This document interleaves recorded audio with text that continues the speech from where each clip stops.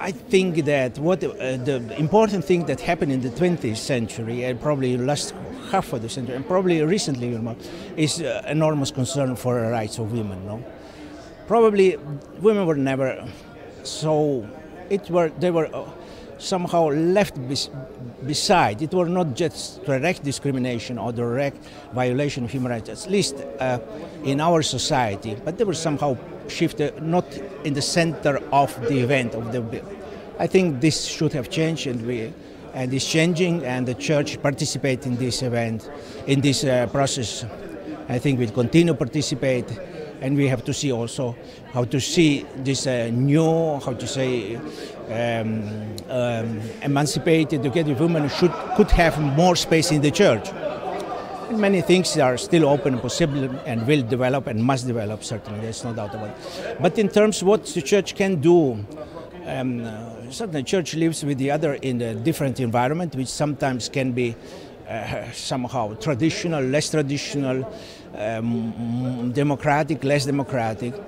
And as we consider, the Catholic Church certainly consider that among the tools the Catholic Church has at its disposal, education is probably the most important single tool that we can change something.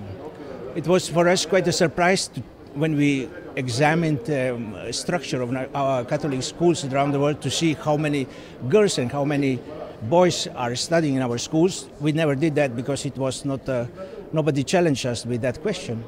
We discovered that we are quite good, so there's 47% of the population in the Catholic schools, which could be, you know, the number is very big.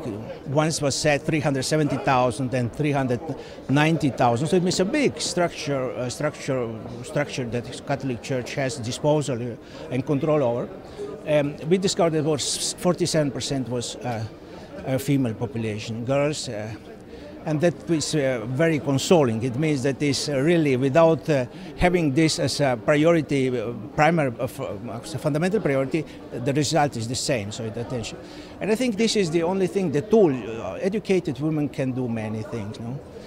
It is not that educated women would escape somehow models of life that are typical to Christian society, but you know, potential is enormous, and this is what Pope Francis also see and experience.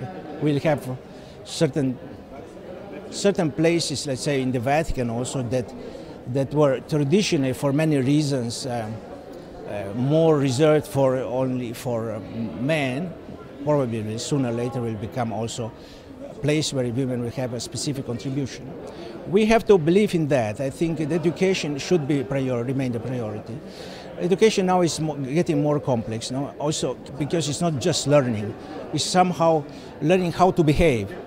This is a new part of learning, is much more accessible, but how to say, a complex education is still a challenge, specifically in the countries where there is so many challenges in the society because of, let's say, of new phenomena, abuse and so on. And we have to do that.